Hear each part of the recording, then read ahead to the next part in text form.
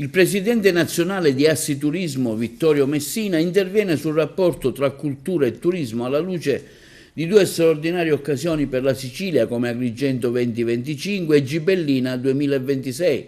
La situazione che emerge da questo inizio del 2025 con le dimissioni del presidente della Fondazione Orestia di alcune defaianze legate al titolo di Agrigento, capitale italiana della cultura, invitano a riflettere su due aspetti cruciali: il rapporto tra cultura e turismo e la gestione strategica del territorio. La cultura e il turismo, per Vittorio Messina, rappresentano due risorse complementari per i territori come Agrigento e Gibellina, tuttavia per massimizzarne il potenziale occorre un approccio sinergico.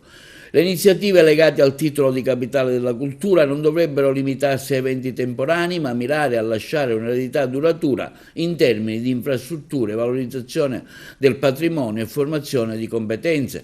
L'obiettivo non è solo quello di aumentare i flussi turistici, ma anche attirare i visitatori interessati a scoprire l'identità culturale del territorio, creando un circolo virtuoso tra economia e valorizzazione del patrimonio.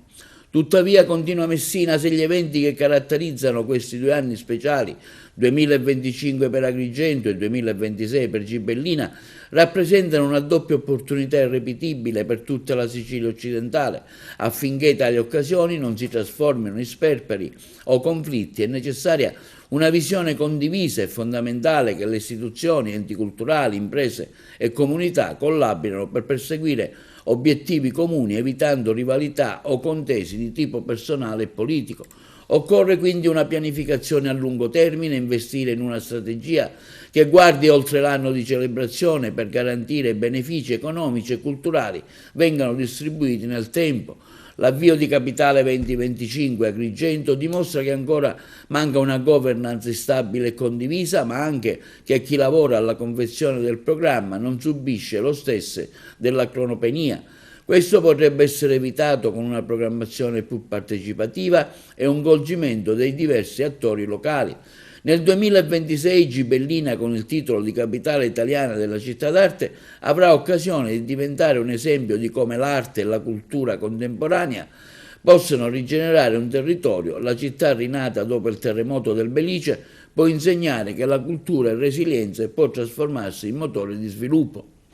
Questa è un'occasione per riflettere su come la Sicilia possa finalmente valorizzare le sue risorse, uscendo dalla logica delle occasioni perse, per costruire una visione del futuro realmente inclusiva e sostenibile. Quanto affermato da Vittorio Messina nella sua qualità di presidente nazionale di Assiturismo.